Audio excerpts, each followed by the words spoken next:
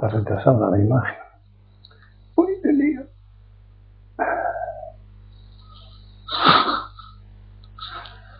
Buenas noches. Agradezco vuestra presencia. ¿Queréis empezar vosotros con alguna cuestión? Gaso, gaso, cinco gaso, cubioiro sin gaso, sinkai gaso, ichinen gaso, kusu gaso dairo, kusu gaso a todos, y han entrado Sobo, Suso, el siglo, y amarillo gaso. Muy bien. ¿Queréis algo? Empezar con algo. Sobo gaso.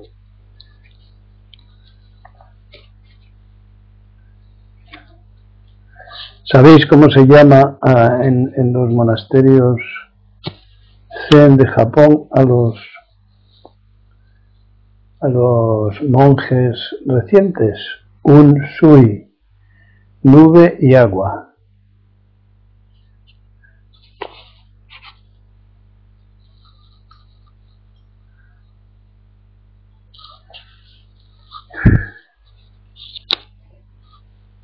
Bueno, pues sobre leer y oír.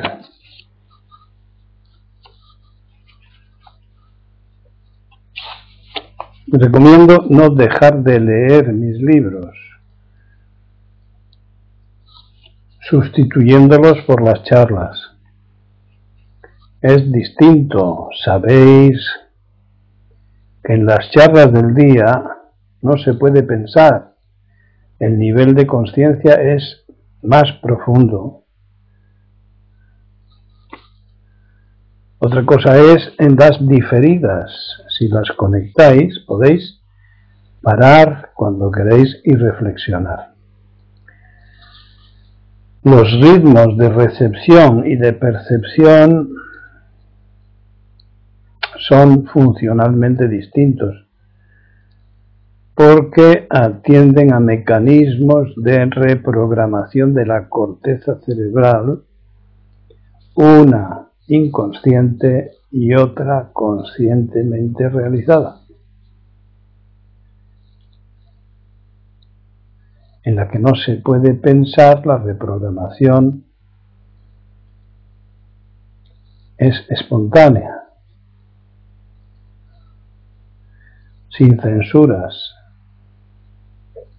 sin crítica, pero en la consciente, en la que hay reflexión,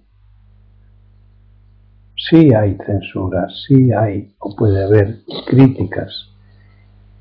Y el que escucha puede reprogramar los datos de los que procede la crítica. Reprogramar en este caso podría llamarse reconsiderar o bien actualizar, que sería lo más conveniente.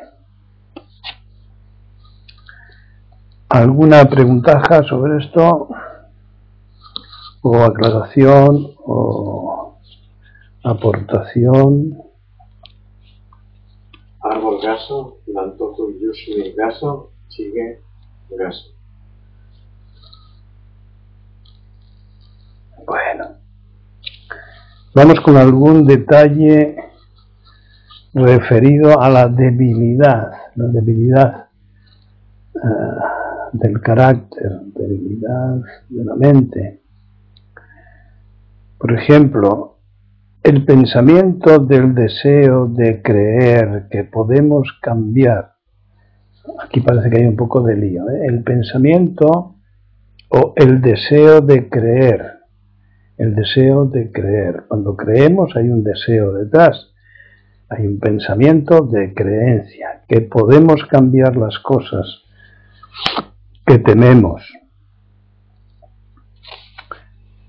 y que afectan a los demás. bien de nosotros hacia ellos, bien de ellos hacia nosotros, o por simples imaginaciones, es decir, no referidos a hechos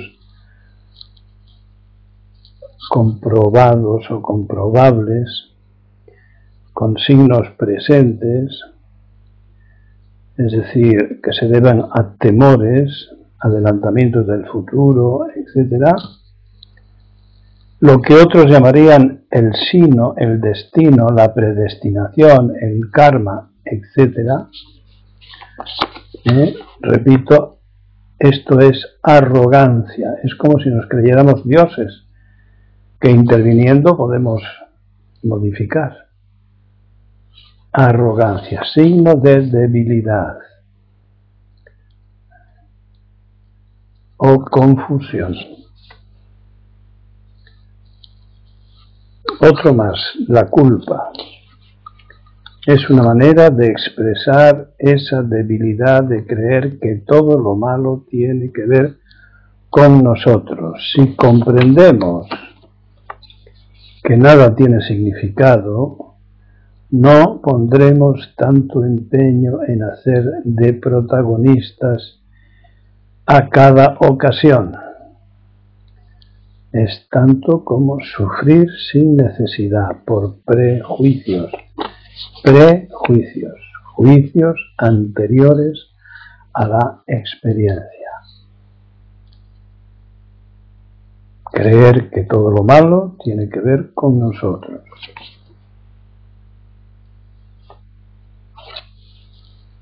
Hay que practicar y tener paciencia y esperar a que esa naturaleza nuestra nos regale la capacidad de borrarnos, de quitarnos del medio, de no hacer de protagonistas de todo. Y en su momento aparecerá la realización, no los pensamientos sobre la ausencia de significado de todas las cosas.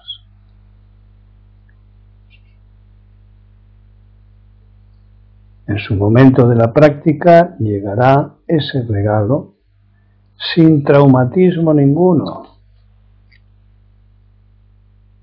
Nada tiene significado. A eso lo llamamos en el Zen ser como una montaña, como un árbol. Creo que con la cabeza se puede entender, ¿no? Las montañas, los árboles, los ríos no tienen ese tipo de conciencia, de significados, no hablan. Sin embargo, están en comunicación constante entre sí, con el agua, con el cielo, con la montaña, con los animales. Son uno. Por lo tanto, hay comunicación, la necesaria. Tercer signo de debilidad, a los que no tienen esperanza. A esos les digo enhorabuena. Habéis recorrido un largo camino. Ya. Ahora, para los que no han recorrido ese camino y sí tienen esperanza, es hora de detenerse y dejarla caer. Porque recordemos que tenemos el día a día, el momento a momento. Y ese nos conduce constantemente a la realidad, no a pensamientos, ni positivos ni negativos, ni kármicos positivos ni kármicos negativos. Practiquemos el Dharma y no el karma. ¿Alguna cosa sobre esto?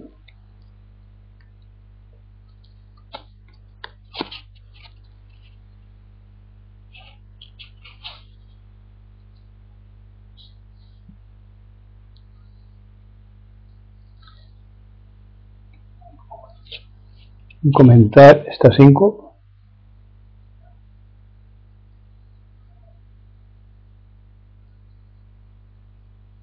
Sí. Bien. Existencia y realidad. Las cosas existen mientras están en tus pensamientos.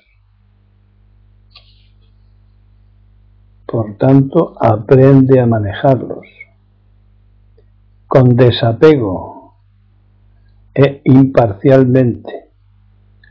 No pelear ni enfrentar pensamientos con pensamientos. ¿Cómo me quito yo de encima este pensamiento trágico o pesimista? Pues con uno optimista, que es lo que dicen los psicólogos y periodistas de la situación. Hay que ser positivos, hay que ser positivos. Bien, pues venga, ser positivos. Pues lo que yo digo es que no enfrentéis unos a otros, sino que los dejéis a los dos. Ni propios ni ajenos. Eso es continuar con la comedia de los personajes, con el teatro de las oposiciones, de los opuestos. Hombre, mujer, arriba, abajo, blanco, negro, todo eso tan infantil, tan elemental. Así que las cosas existen mientras están en nuestro pensamiento. Existencia, no realidad. Pero si les hacemos caso, nos tumban, nos desgastan. Sufrimiento que si aún es útil, bienvenido. Pero si no lo es, habrá que sufrir más. Alguna cosa.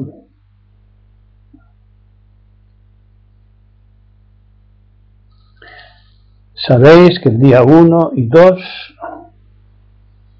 algunos van a tomar refugio. Que los que queráis que vivís lejos podéis hacerlo. Yo os le doy con mucho gusto, siempre que reconozcáis ignorancia y deseos de cambio. Algunas de las cosas que haremos será Sabu, es decir, la práctica de la acción en la huerta, en la ceremonia del té, en aprender a hacer los sellos de piedra, en el orioki, la comida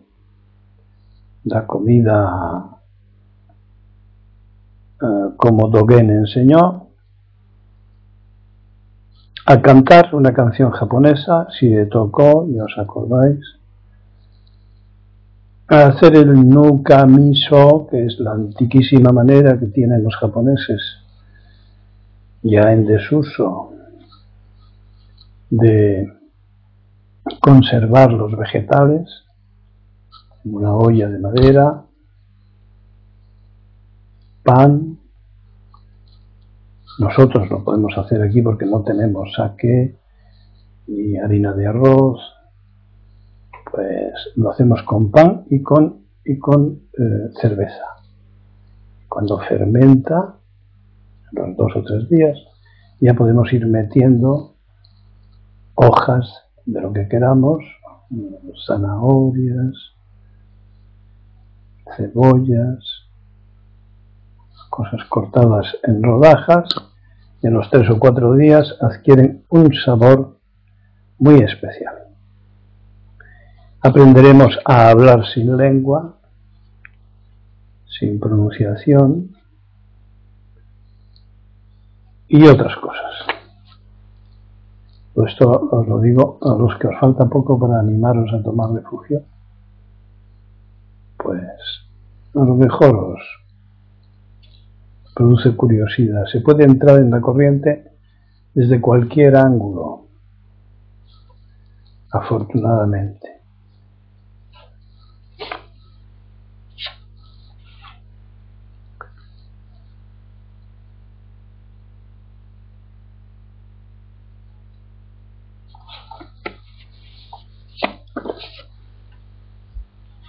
Sobre supersticiones, una de las entre comillas, prohibiciones más antiguas del budismo zen está en eliminar las falsas creencias como la adivinación, los horóscopos, los oráculos y otras muchas fórmulas mágicas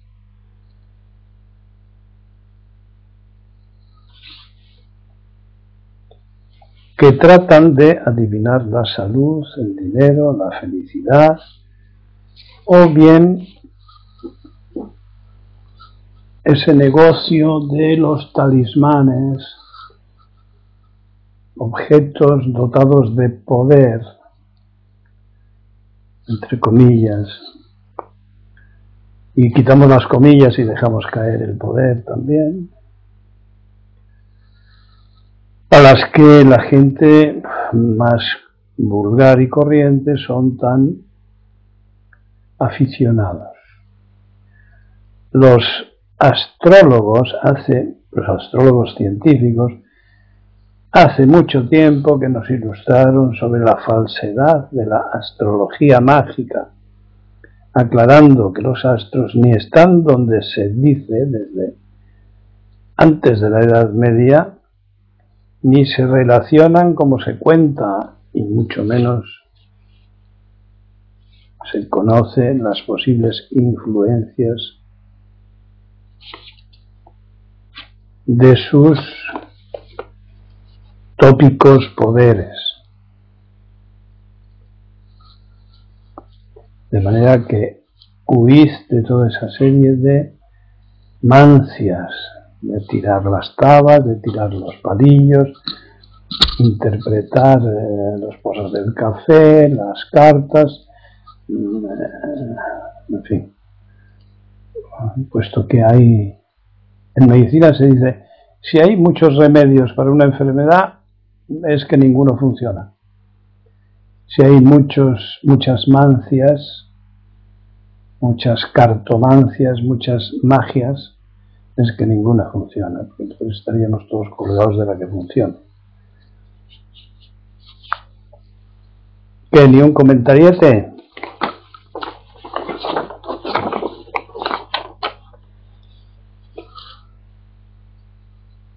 No. Yisai.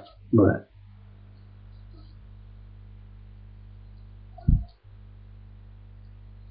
Uno de vosotros pregunta, hace referencia a la charla de una anterior, del día 25 de diciembre, en donde al parecer digo, fijémonos en lo peligroso que es en cuestiones de sexo buscar el placer y nada más que el placer, porque va a resultar que vamos a ser esclavos de nuestro ego sexual y a su vez nuestro ego esclavo de nuestro cerebro, cuyo objetivo fundamental es el placer referido al sexo y para asegurar la supervivencia. Y entonces el consultante dice, ¿por qué es esto peligroso? ¿Se podría explicar con más detalle? Se refiere a que es peligroso porque podemos acabar teniendo un hijo con alguien que solo nos interesa para el sexo. Menuda pregunta. Pues sí, esa posibilidad existe, claro. Si no, ¿por qué hay una proporción de divorcios, separaciones, rupturas tan elevadísimo?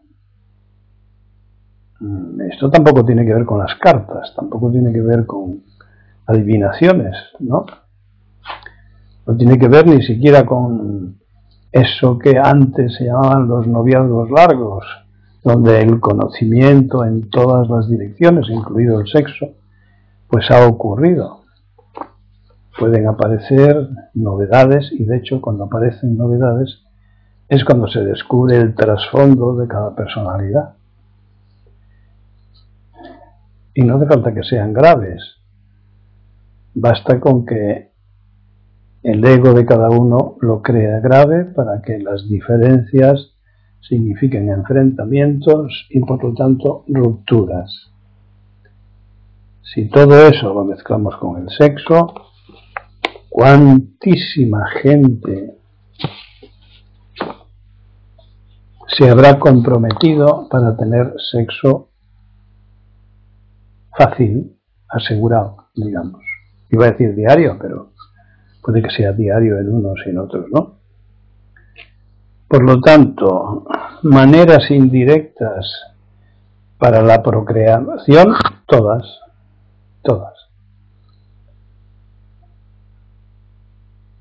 Manda el cerebro, y el cerebro lo que manda es continuar la especie, aseguremos la especie.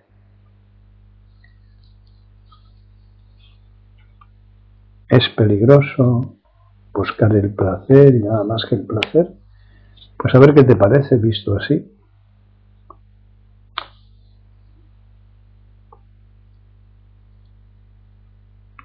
Recordad que el estado de apasionamiento sobre el sexo y sobre cualquier otro asunto ya nos hace perder el pie. Nos identificamos con nuestros deseos de una manera apasionada, exagerada, y saltamos por encima de lo que se ponga por delante. O nos quedamos en el intento. Pero desde luego es una de esas situaciones en las que el control es muy difícil. Cualquier apasionamiento. Esto parece contradictorio con lo que os decía el otro día, de que las pasiones, los intereses, los deseos son sanos, bien, siempre que sean sanos.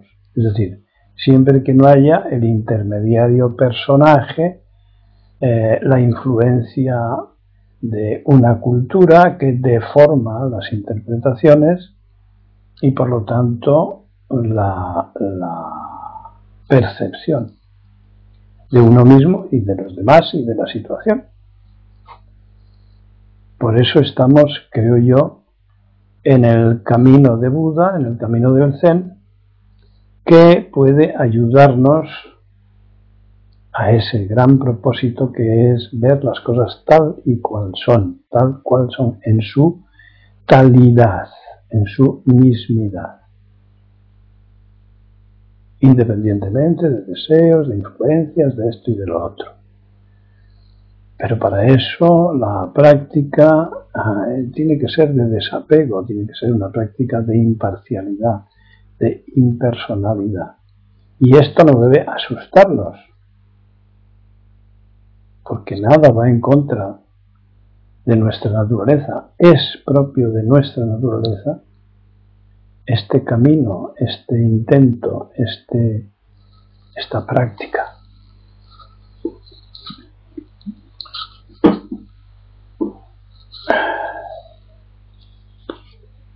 ¿Algún comentario sobre esto?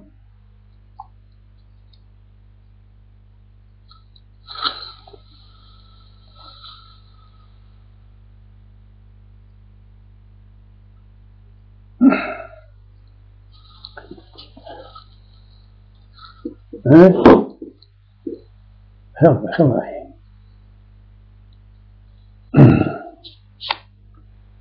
No hay comentarios.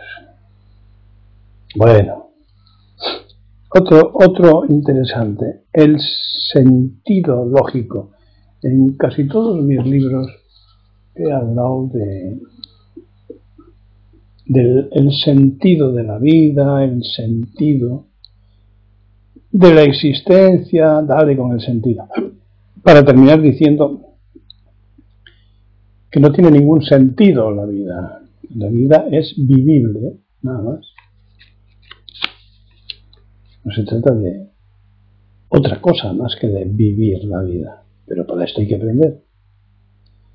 Entonces, ¿qué puedo deciros sobre el sentido lógico? Algo que a mí me parece bastante lúcido. La ficción tiene que tener sentido.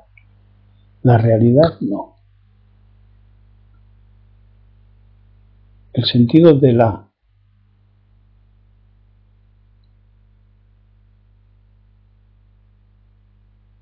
ficción, el sentido de la ficción, pensemos en una película, es explicable como el argumento de una novela o una obra de teatro. ¿Y qué ocurre con la vida de un sujeto o la existencia de un sujeto? Tenga o no tenga explicación, la buscamos igualmente, porque tiene que tener sentido. Y esta es una defensa psicológica del ego, no de nuestra naturaleza, del ego.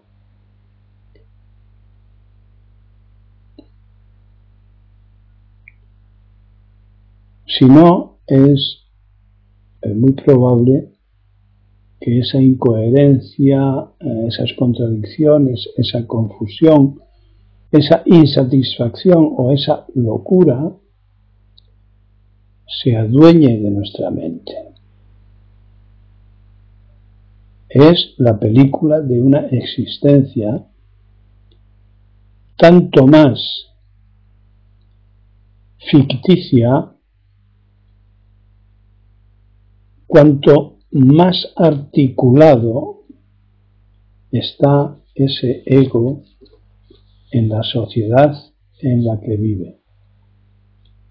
Más cuadriculado y con una cuadrícula superponible a la cuadrícula cultural.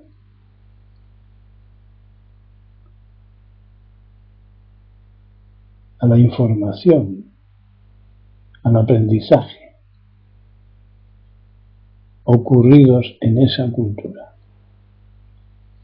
Tanto más sufrimiento produce en la mente ficticia de esa existencia ficticia, pero dotada de sentido. Sentido, entre comillas, no sentido de sensaciones, sino de sentimientos.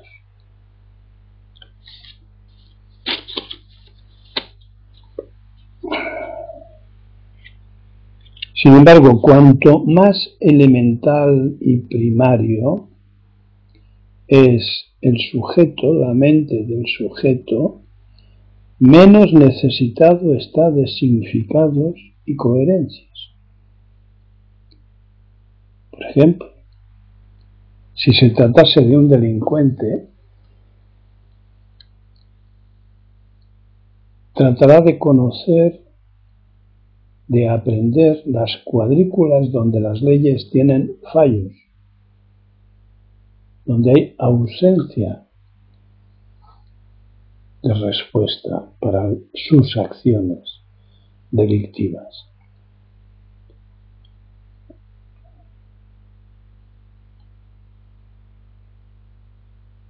Y es coherente esto, articuladamente coherente, con lo que abogados, jueces, etc., entienden por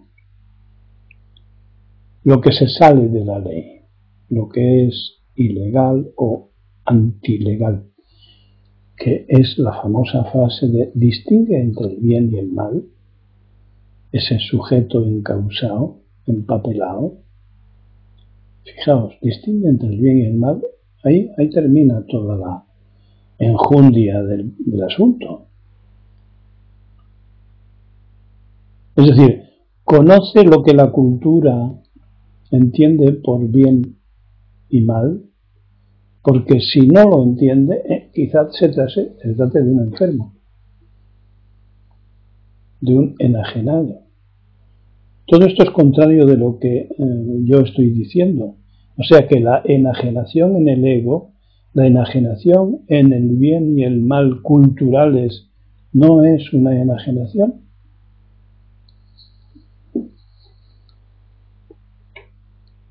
Según esto, la sintonía, la armonía con la realidad, no con la articulación de la realidad, no necesita sentido alguno.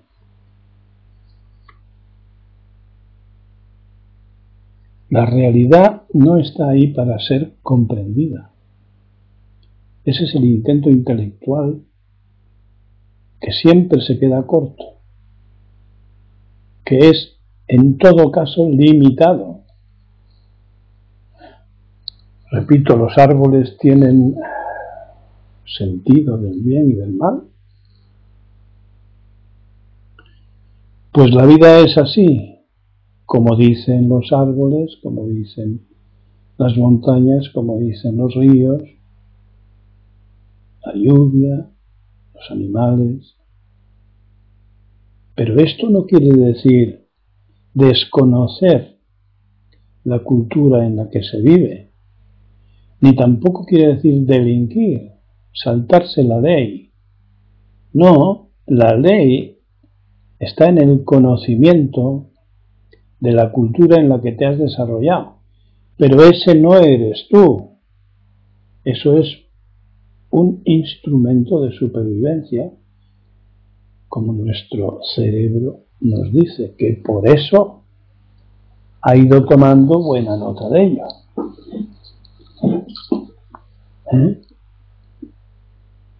Este es uno de los comentarios que sí debe ser repetido y reflexionado,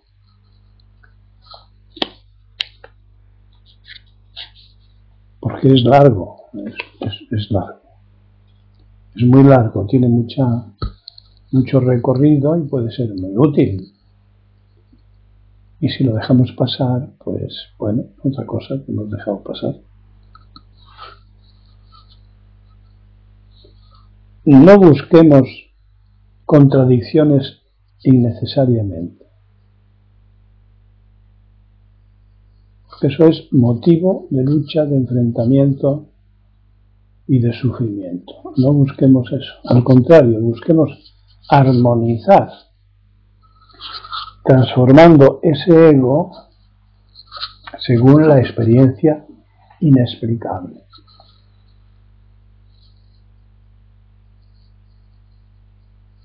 Que nos da la práctica de las enseñanzas de Buda.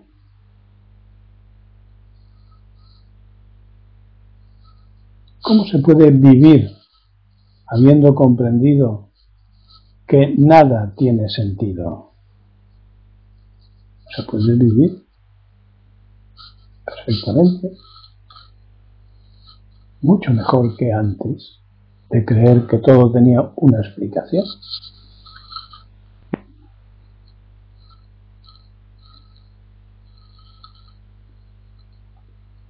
Con muchas menos ataduras, con muchos menos sufrimientos, muchos menos.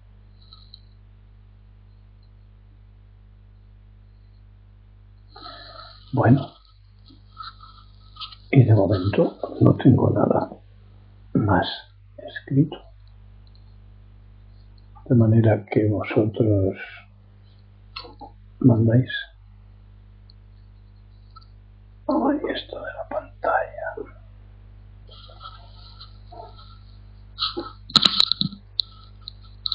¿Queréis preguntar alguna cosa? ¿Afirmar alguna cosa? Excepto los que estáis haciendo ejercicios de contención.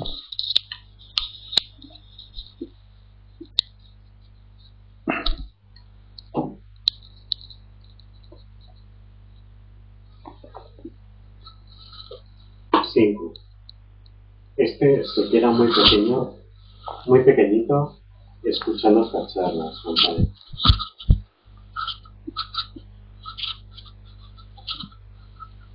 Sé más preciso.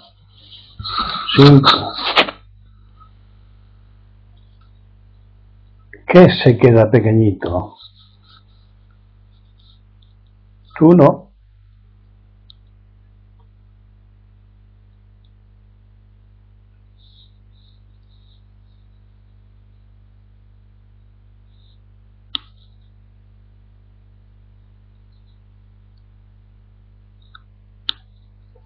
No te refieres a ti. ¿verdad?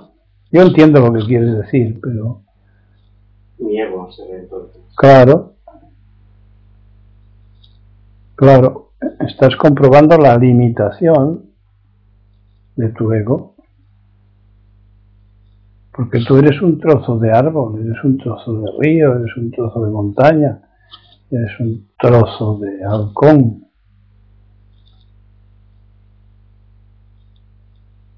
Todo junto, y no se puede distinguir, y de bacteria, y de puré de patata.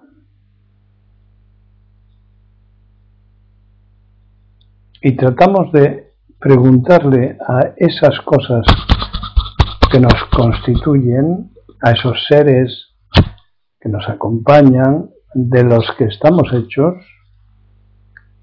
cómo evitar el sufrimiento, cómo aprender del sufrimiento, cómo ayudar a los que sufren, cómo enseñar la vía de Buda, cómo mostrarla, sin discutir, sin enfrentamientos, sin violencia, armónicamente, compasivamente, cordialmente, expansivamente, expansivamente. Por eso el otro día había uno con nombre raro que decía: es que lo que usted dice es excluyente. No lo entiendes. Al contrario, es incluyente. Lo excluyente es la pelea. Si uno tiene que ganar, tú quieres ganar. Y te marchas. Te sientes excluido y te marchas, te resientes. No, es incluyente. A ver, ¿algún comentario?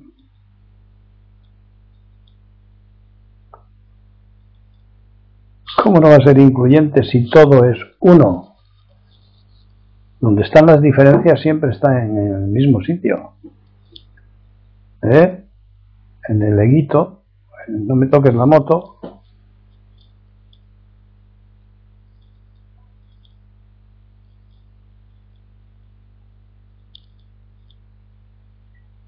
Curso gaso.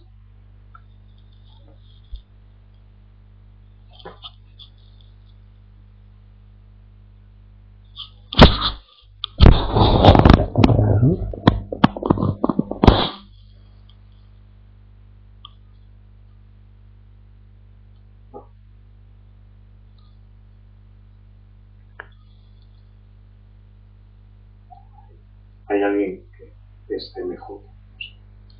Yo tampoco sé, pero él dice que es MJ. Él debe saberlo. MJ. Muy bien. Y otro que dice que es árbol.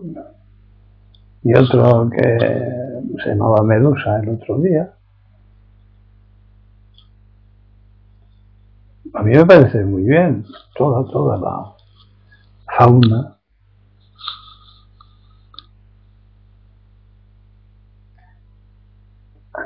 Tenemos espías, tenemos palmeras. Muy bien, muchos. Muchi. Gaso. Pues explicar qué significa el tercer estándar, las inclinaciones subjetivas mecánicas. Las inclinaciones subjetivas mecánicas. A ver, que cojo un libro que es el que podrías haber cogido tú, cualquiera de nuestros apéndices. A ver, los 5 escándalos.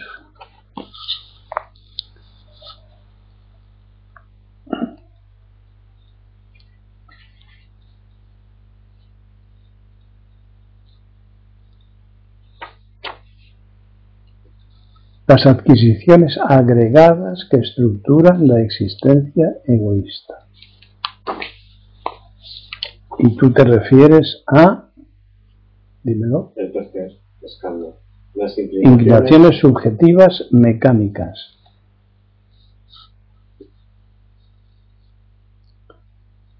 Bueno.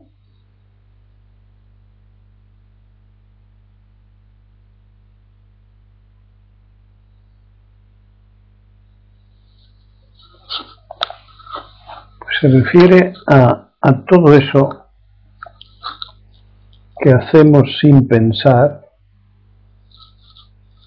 que hemos adquirido, que hemos copiado, neuronas espejo, y repetimos inconscientemente gestos, puntos de vista, aficiones, inclinaciones.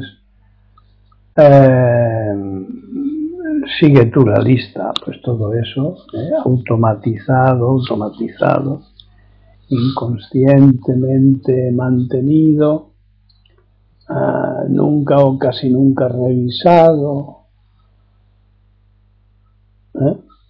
Ya te señalo por dónde va la cosa, ¿no?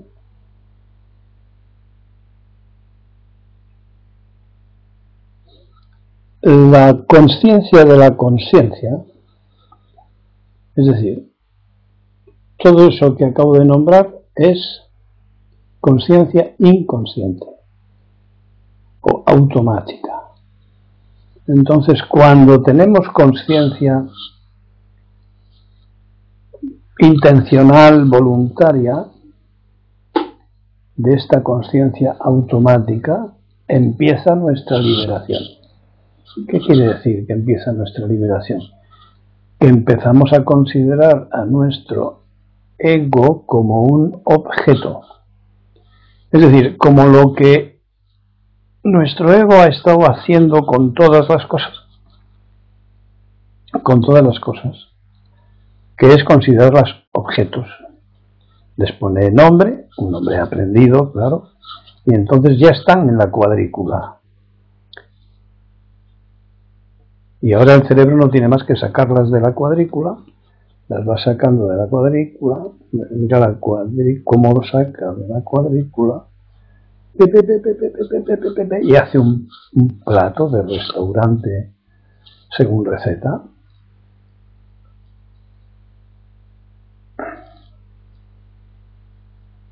Entonces, si empezamos a tener conciencia de lo autómatas que somos, empezamos a desconfiar de que eso sea yo mismo. Y empezamos a verlo como un robot, con un programa aprendido. ¡Pi! Te tocan en el ombligo y dices no sé qué. ¡Pi! Te tocan en el hombro y dices no sé cuál. Bueno, pues escucha lo que dices, que a lo mejor son tonterías, supersticiones, prejuicios. ¿Y cómo lo sé yo eso? Si son prejuicios o estupideces o tópicos. Siguiendo el camino de Buda, el camino de la conciencia, y luego el de la conciencia, y luego otro paso más.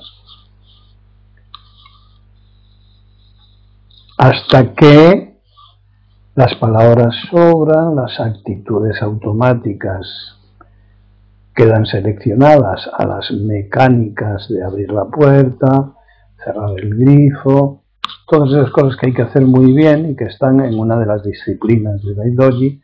Todo lo tenemos bien pensado para salir de este pozo de mierda en el que estamos metidos.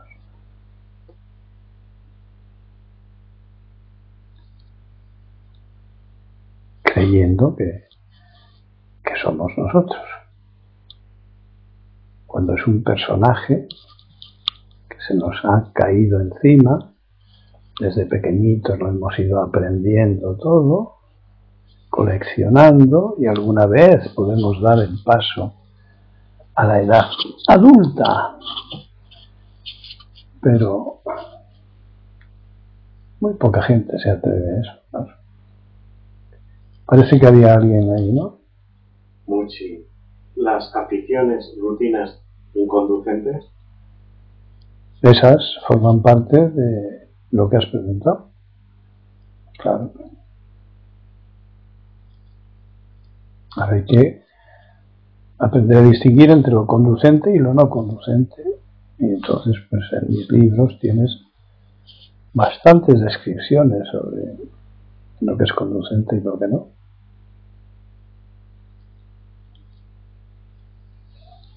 Conducente quiere decir que conduce al despertar, que conduce a la madurez, que conduce al camino de Buda o a mantenerse en él. Y tenemos muchas cosas que evitar y muchas cosas que hacer. Que cada vez van siendo menos, cada vez van siendo menos, cada vez van siendo menos cosas a hacer.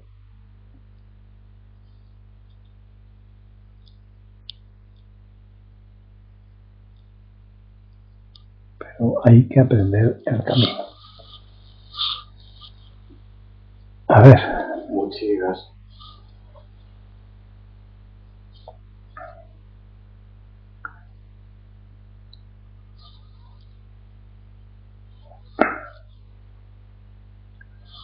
Más.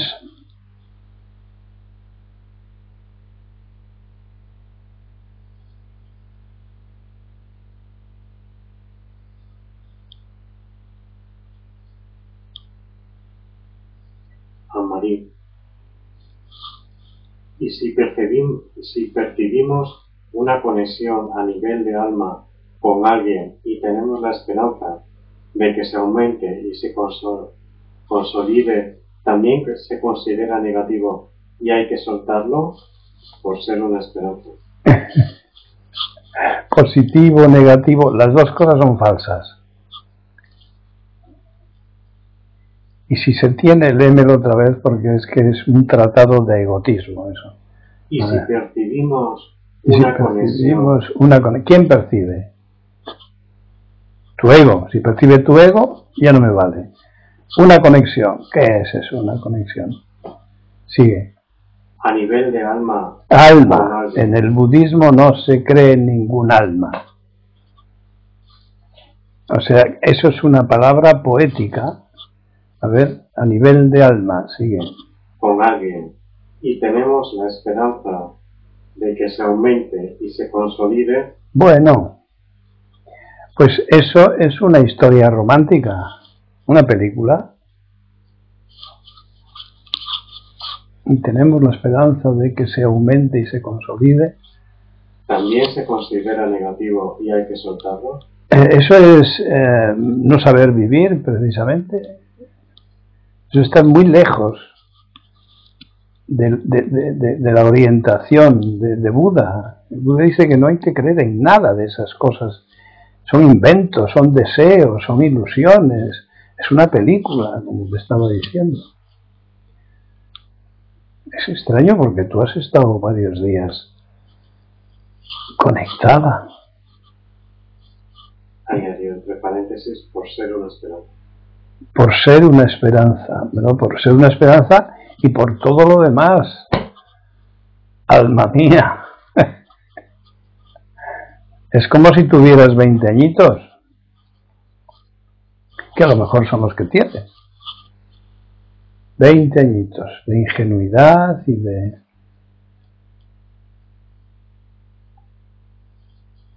iba a decir, de deseo de existencia. ¿Pero qué es el deseo de existencia? El hambre de repeticiones, de falsedades, de molinillos, de pruebas, de ocasiones, de dar oportunidades a la vida, dicen los poetas. Bueno, yo creo que en algún momento hay que caer del burro, ¿no? Pero bueno, si en eso estás, si es lo que te gusta, pues ¿qué te voy a decir? Que ya sufrirás más, ya te hartarás más, y ya dirás, bueno, pero ¿y cómo se hace para no equivocarse uno tanto?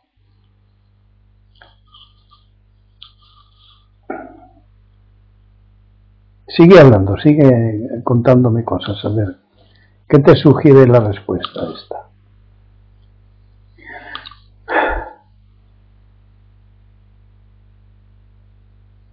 Espero no haberte molestado.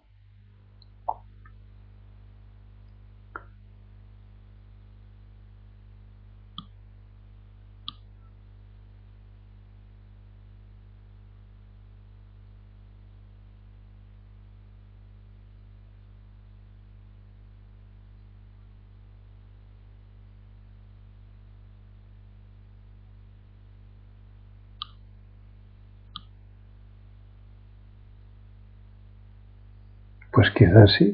¿Eso qué?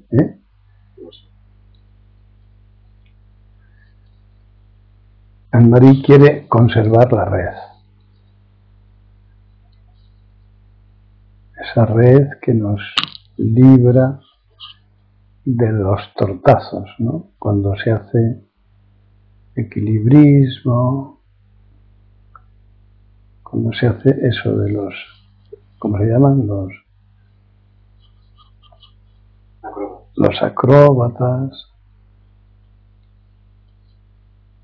Conservar la red. Y queremos conservar la red cuando tememos. ¿Y cuando tememos? Cuando se nos cae la esperanza, cuando no sabemos qué pensar del futuro, que es una situación pues maravillosa, porque si la das la vuelta, huele a libertad que tira para atrás. ¿Y para qué quiero yo la libertad?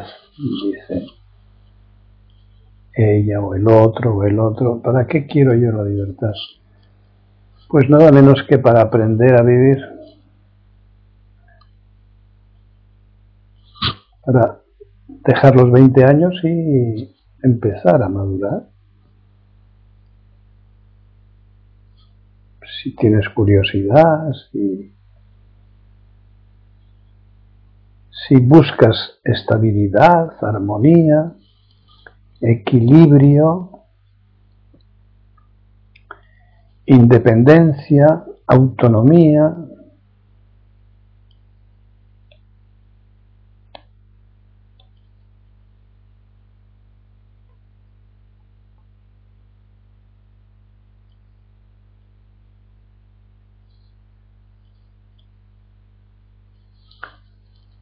A ver, más.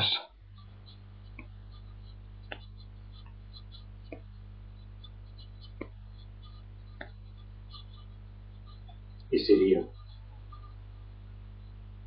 Anne-Marie pide disculpas por no poder contestar los problemas con el ordenador, pero está escuchando. Gaso. Vaya, hombre. ¿Qué a propósito? Los aparatos se ponen en contra.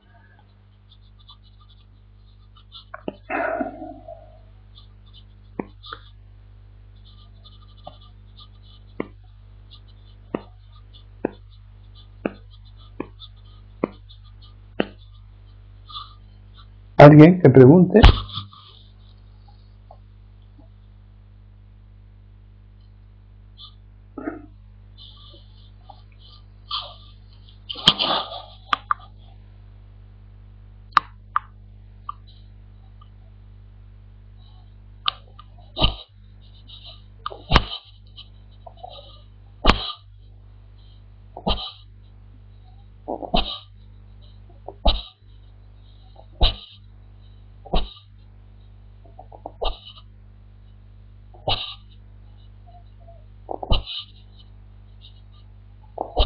¿Qué? Nada.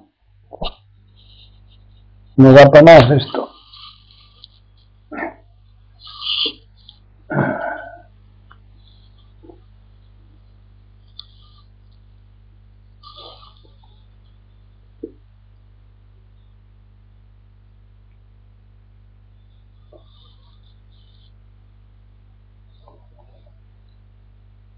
Solo creo que no ha terminado de escribir, pone A.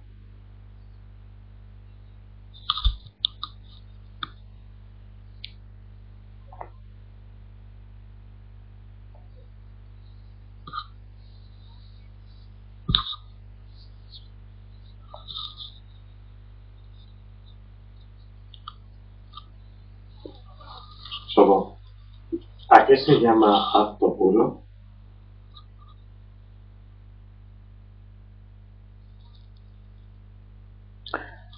Pues no lo sé porque diría palabras, ¿no? Se supone que un acto puro es el desprovisto totalmente de ego, pero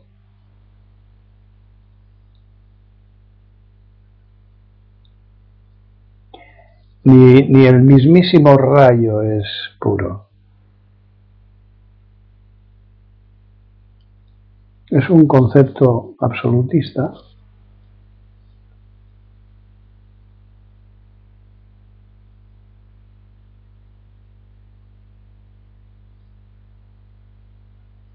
No tiene que ver con el budismo real.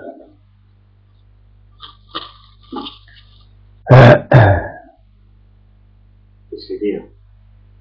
¡Qué alegría! Voy al pozo y saco agua. Este pozo es nuevo y no está lleno de porquería, gas.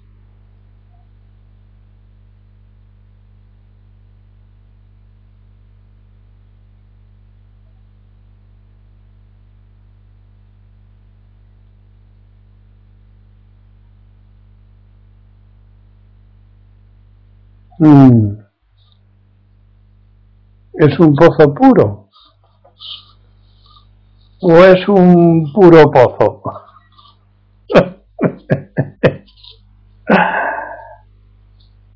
¿Sobo? ¿Será eso la respuesta? Ay, madre mía.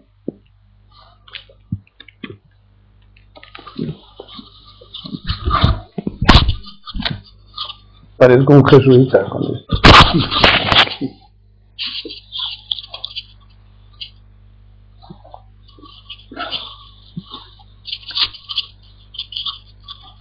Sobo, no se sabe.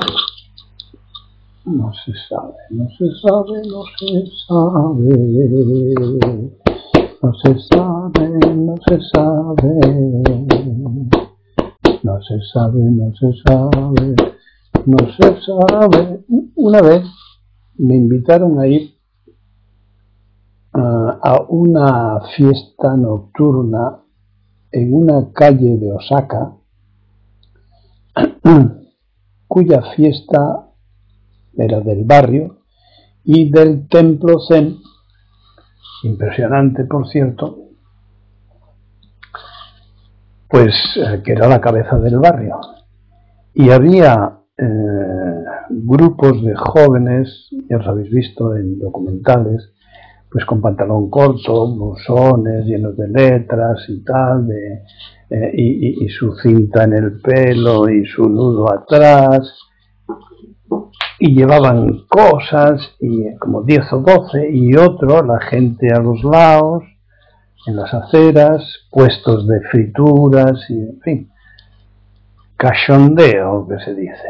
Y luego venía otro, y pregunté al japonés que me llevó, me dije, oye, pero ¿qué es lo que están diciendo?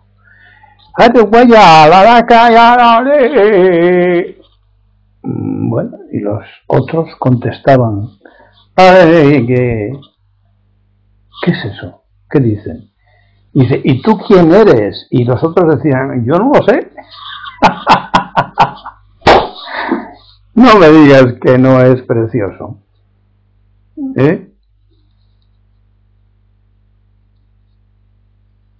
¿Y tú quién eres? Yo no lo sé. Supongo que como tantas costumbres se repetía y la mayoría de ellos no sabían que estaban siguiendo una costumbre automatizada de siglos establecida por el templo y los monjes para que hicieran un poco de ejercicio de nadificación. Pero sin enterarse, era la juerga lo que interesaba.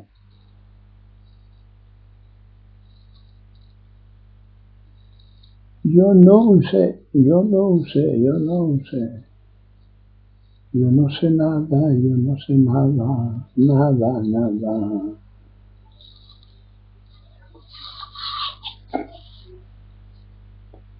Bueno, más. Suso.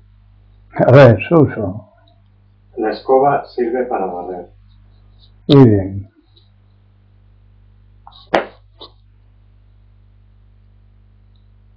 Como dicen los jóvenes, ahí me has dado. Está bien.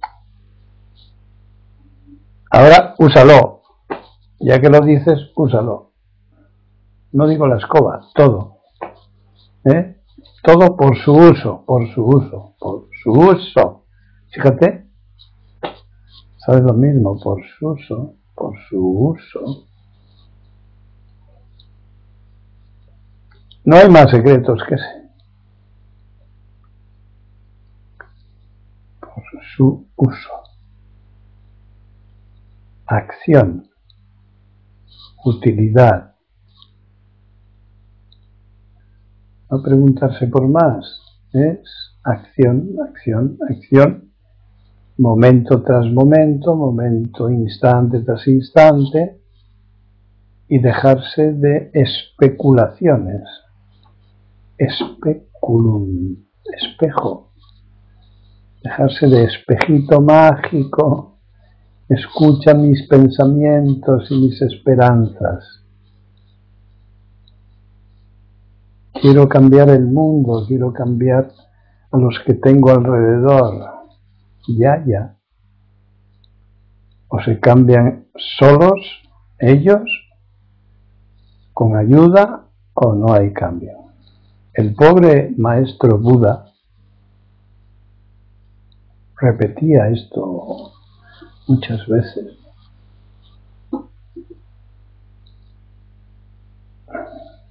¿Cómo es posible que a las personas que más se les quiere no se les puede comunicar, no se les puede regalar la luz? Claro, porque es un acto individual.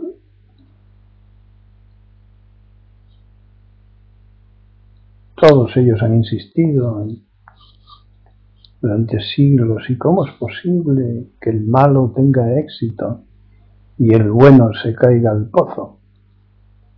¿Cómo es posible? Pues su karma lo explica.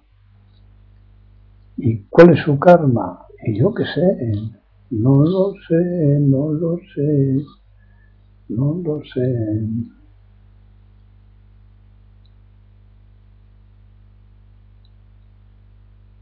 Pero ¿para qué mirar para atrás y estudiar el karma? ¿Para qué mirar para adelante y buscar esperanzas? Aprendamos a vivir en cada momento. Es mucho más práctico. Mucho más práctico, más útil, más ligero, más armonioso, más satisfactorio. Pero claro, primero la montaña es la montaña, después deja de ser la montaña y luego es la montaña, pero no es la misma montaña.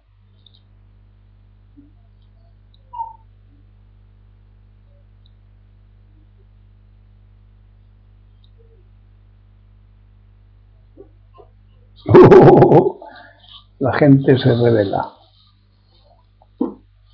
Dicen que esto es mucho hablar.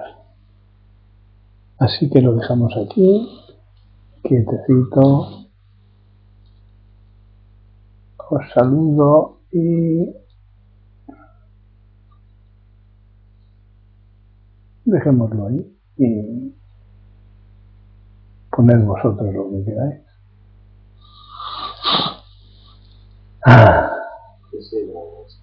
Venga, corta.